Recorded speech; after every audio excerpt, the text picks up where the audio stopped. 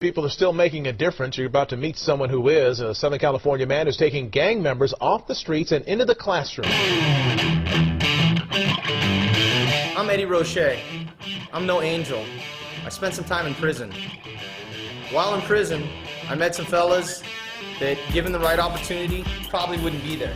When I got out of prison, I went on a mission. I moved to Englewood, California. First time I seen the white guy move in my neighborhood was Eddie Roche, and I thought this fucking guy is crazy. And it's this white dude next door. As soon as he walk out, he's like this. Hey, how you doing? I started an air conditioning business, so I needed a workforce. So I was walking outside picking up my paper. I looked next door and saw these dudes hanging out on the porch. So I said, hey, you guys want to learn something? And every one of them wanted to learn something. I was just hanging around, shooting the breeze, and here's this guy come along and gives me a job. Those gang members are the best employees I have now 10 years later. They've been loyal, hard-working guys. What we do is a lot of work, but we have a lot of fun too. Cricket, what's the temperature of the box? The temperature of the box is hot as hell down there. All the meat is fucking melting. The lady going crazy talking about my meat, so we gotta hurry up. Eric, give me the crescent.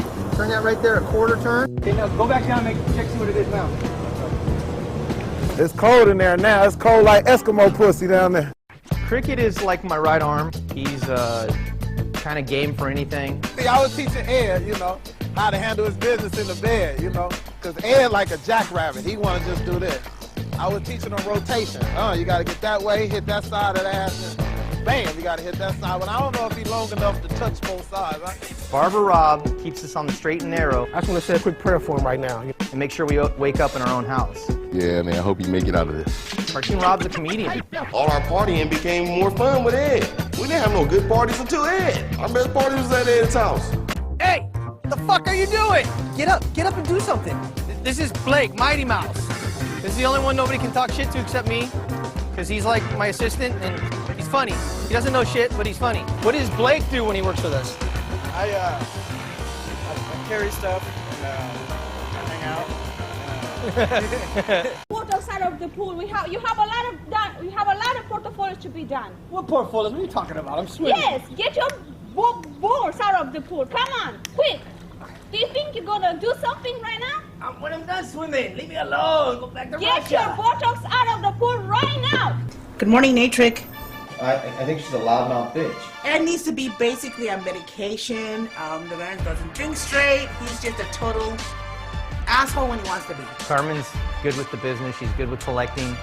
She's a mean bitch, so people pay her because they don't want to listen to her. I try to always act on a professional matter. And I can't fire her because it's Lily. Lily's the president of the company. She signs the checks. Love my honey, but no money, no honey. I honestly think he's crazy. He is always trying to help somebody. She's my soulmate. She's everything. So from there, I tried to change my life. I started to be like, man, let me do some other good things in my life. I started going to church. I got married with kids. I did, started doing the right things. Since I met Ed, I've been doing like right. I'm kind of, more family guy-ish.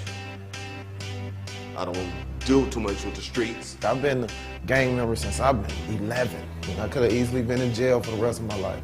Could have easily got shot.